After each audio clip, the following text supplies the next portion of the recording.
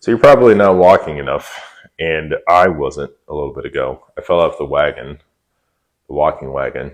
I guess if you fell off a wagon, you'd be walking yourself. But I knew the 10K steps per day rule, right? Everybody knows about that, but I just wasn't making it happen. I was just letting it slide.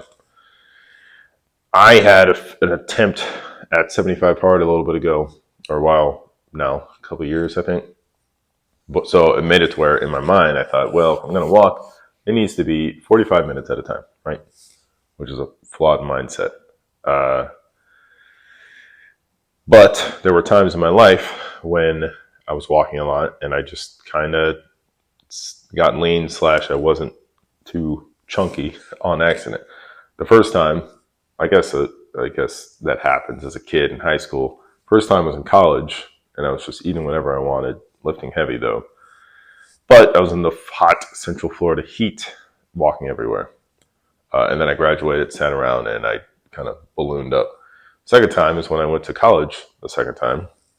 And when I started again, I was kind of huffing and puffing around the campus. And then I kind of got used to it. And then I also got into a low carb diet. I got pretty lean doing that. So I was Olympic lifting very intently, a lot of walking. And then, as I said, I tried 75 hard a few years back, and I was trying different things for my outdoor workout. Right, one of the rules is you need to do two 45-minute workouts, one of which is outside. I would try to lift out there by my garage or kettlebell swing, and eventually I was just to reduce stress. I would just walk a lot, and I think I made a makeshift ruck setup. So, why all this walking, huh? It's not very exciting, but I think it's very important. And why? Because I talk about original strength a lot, the movements we use to be able to walk, right? Breathing, head control, like what do babies do? Roll over, rock, and crawl. After they crawl, though, and then they try to stand up and they start walking. But at that point, aside from walking and then sprinting and playing, we're supposed to be walking a lot, right? Traditionally, as human beings. I think the average steps for mankind back then was like 20,000.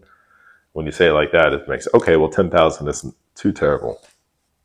And then moving on from that, you could say sprinting is, sprinting is our ultimate gait pattern movement, right? That's like amplified walking, not jogging, all right? I don't think jogging is relatively new for recreational purposes, but if we had to go somewhere or travel or hunt even, we had to carry our stuff and we knew we were in it for the long haul, so we would walk accordingly. And then if we had to hunt something down, we would sprint. So, like I said, it makes it to where 10K isn't too terrible, and it also makes it more flexible in your life, right? Like you don't have to do a 1 hour walk every morning. You don't have to do a 30-minute walk at lunch, although that would be very good. I'll show you ways to fit it in. So, what do? I'm going to tell you.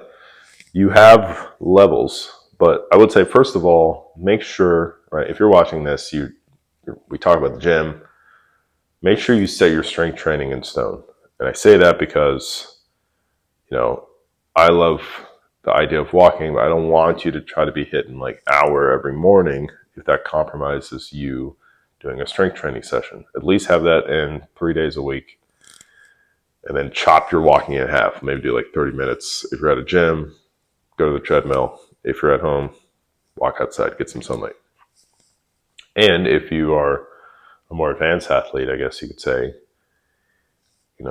power lifters, strength trainers, Olympic lifters, CrossFit, you may not be getting a lot of steps. I don't know if you're a CrossFitter working in a gym, you do your workouts. Are you getting enough steps coaching? And if not, maybe you don't need to beat yourself up and be on your feet extra after your workout. So priority first, and then now for everybody else, which I guess if you're strength training or powerlifting, this is the easy way to add in some cardio, quote unquote, without burning yourself out. You don't have to jog, you don't have to get any equipment like exercise, bike, rower, any of that stuff. So absolute step zero every day, or not step 0, level 1. Every day, try to get a 10 to 20 minute walk. I think 20-minute walk is feasible for everybody. At the very least, like another thing you can do from the vertical diet / stand efforting is after 2 or 3 meals a day, go for a 10-minute walk. That helps with like digestion and taking down your blood sugars and all that stuff. I think it's twice as effective as metformin. I'm pretty sure that's what he said. Stand efforting, check him out. But you get an extra 2 to 3,000 steps a day when you do that. Very nice. And then, still on level 1, if your steps have been low, look at your step counter if you have one, like your phone has one, and just try to double it right now. If you're at like 3,000, try to get 6,000. That's a challenge. And then level 2, aim for a range 7 to 10,000. Level 3, aim for 10,000 or more. If you're beyond that, like hello Danco, hitting like 15,000, you don't really need this video, but those are your options, right? Now, for the finer details, people say, well, this is boring. I don't really care. It's not going to be flashy and exciting, but it's what your body needs. So if you're bored, you may just need it as a meditation time, like a 20-minute walk without your phone. That can be a lot for a lot of people. Get an audiobook or educational podcasts, right? Use that time effectively. Walk with a friend. You can talk with them. That's actually very good. You're outside. Your legs are moving. Your brain activates. Your vision expands. Like you're not cooped up inside, so you think a little bit more. If you're stuck at work, if you're stuck at a job, office, then try to get up every hour. All right, even if it's just pretending you're going to the bath. I don't know. People may ask you funny questions, but try to get up and move around, socialize, whatever. If you have a job where you're on your feet, that's already taken care of. You may need to clean your house more. You may need to go play with your kids or let them be on a bike while you chase them. There are creative ways to do this. You just need to fit it into your life. And a point I kind of skipped, but I talked about how this leads from the developmental sequence as babies to what we should be doing all the time. People are obsessed with strength training, yes, but your first strength training was as a baby, like crawling, right? And if you think that's easy, again, get down on the ground in the baby crawling position, just knees on the ground, and crawl for 10 minutes straight. And let me know how easy it is. It is simple, but it's not like a walk in the park. I hate to use the pun, but it is challenging. And then the next level with original strength is doing it just on your hands and feet where you're not using your knees. But after all that stuff, walking should look like a crawl. And what I mean is that when you crawl, you should be doing opposite arm, opposite leg.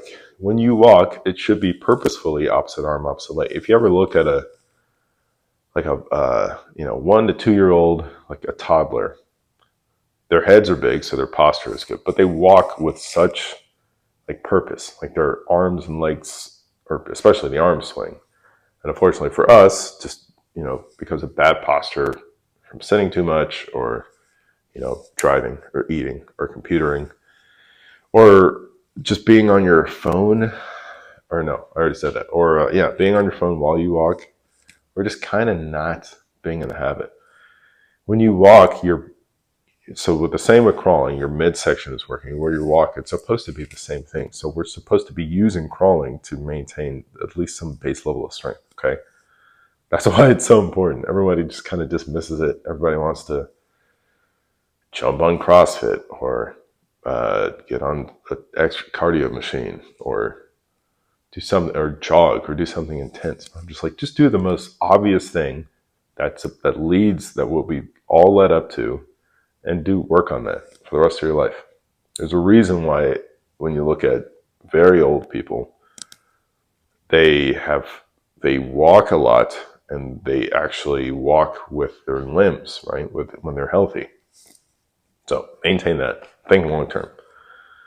Like I said, it's not flashy. It's not something that you can make an Instagram reel about, although you could. But it's just, everybody knows it. And you're like, humans want flash. We want new. We want exciting.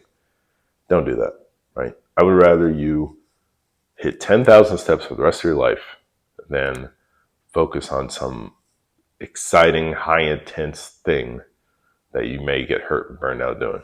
Okay, that's it. Walk more, figure out a way to fit it into your life. Aim for 10,000 steps a day, right? That's why our fitness trackers are awesome, because you get to be like your own Pokemon. I never played Pokemon. I guess that's how it works. Thanks for watching. Walk more. Subscribe to the channel, newsletter, just in the description, all that good stuff. See you in the next one. Bye. It's part of the Primal movement workout. See ya.